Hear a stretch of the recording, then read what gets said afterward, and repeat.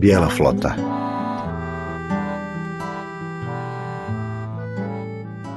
Premda sam podrijetlom otočanin, nikad nisam trajno živio na otoku.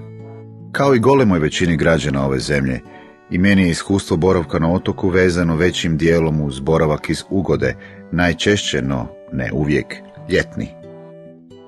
Moje iskustvo otoka ponajviše je vezano za jedan mali srednjodalmatinski otok na kojem sam 2 desetljeća provodio školske raspuste. Bio je to otok sa samo jednim naseljem bez automobila, sa 130 stalnih i otprilike toliko stalno ljetnih stanovnika. U neka druga vremena tom bi otoku na ovome mjestu naveo ime, danas ne. Ne zato što sam danas svjestan kako turizam ima poljubac smrti, te ono što je lijepo i autentično jednim dodirom pretvara u uškrobljeni, neživi simulakrum.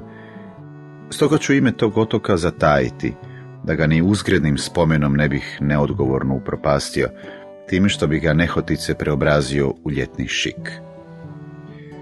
Kao i na svakom otoku, i na tom su otoku društvo i zajednica disali u ritmu linijskog broda. Na tom otoku taj brod nije bio trajekt, nego doista brod, jer ni tada, kao ni sada, na Škoju nije bilo automobila.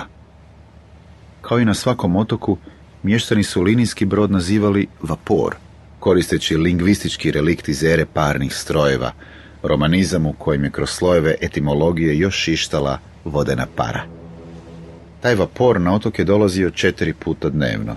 Prvi, jutarnji ili radnički vapor, dolazio je rano ujutro.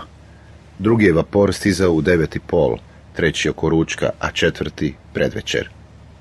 Svaki je od vapora odvozio i dovozio nešto po pravilnom redu organiziranog društva. Onim jutarnjim dolazili su liječnik, farmacist i učiteljica, a odlazili radnici koji su radili u gradu. Tim jutarnjim vaporom dolazili bi kruh, mlijeko i većina opskrbe. Brodom u 9:30 dolazile su novine. Kad bi stivadurica brodu vezala cimu, namočen bi omot novina mornar s palube bacio na džigu, novine bi tamo ukrcali u metalna kolica, a oko metalnog kioska na peteljci mula već bi se u 9, kad bi brod okrenuo puntu, stvorio red vikendaša koji su čekali svoj večernji ili slobodnu. Tamo na otoku, gledajući tu logistiku, gledajući kako se zbog tih čarobnih bala papira stvara red, prvi sam put shvatio kako su novine važna i nasušna stvar. Prvi sam put shvatio da su novine nešto čega bih želio biti dio. Kad god bi na otok došao vapor, prvi, treći ili četvrti, prizor bi uvijek bio sličan. Na džigi bi se skupili pozvani i nepozvani, oni koji dočekuju i koji ispraćaju, turisti i znatiželjnici.